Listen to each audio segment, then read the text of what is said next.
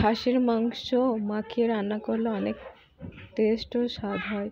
তো আমি মাংসটা আলু দিয়ে মশলাপাতি দিয়ে মাখিয়ে রেখেছি, এতে রান্না করলে অনেক টেস্টি হবে। তো আসসালামু আলাইকুম ইমরান, সবাই কেমন আছেন? আজকে আমি খাসির মাংস রান্না করব। তো এর জন্য দেখতেই পাচ্ছেন আলু দিয়ে মশলা দিয়ে মাংসটা মাখিয়ে রেখেছি। তারপরে যে চুলোর উপরে দিয়ে কষাচ্ছি।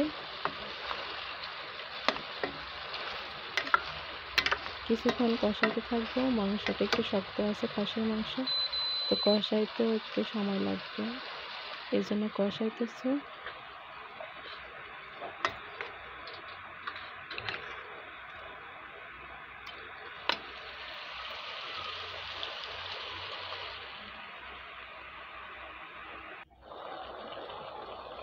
তো কষানো শেষ, ঝোলের জন্য পানি দিয়ে দিয়েছি।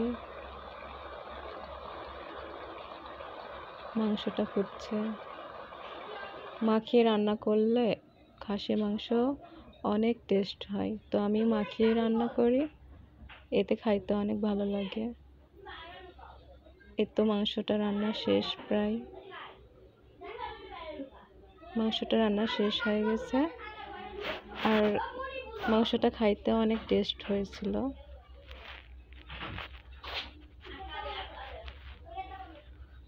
তো এই ছিল আমার আজকের খাসির মাংস রান্না।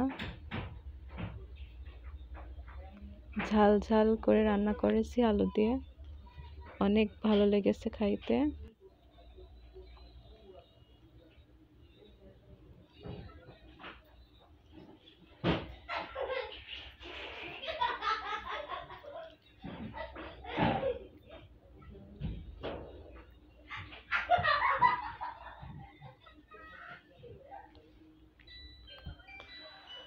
তো এই ছিল আমার আজকের খাসির মাংস আলু দিয়ে ঝাল ঝাল করে রান্না।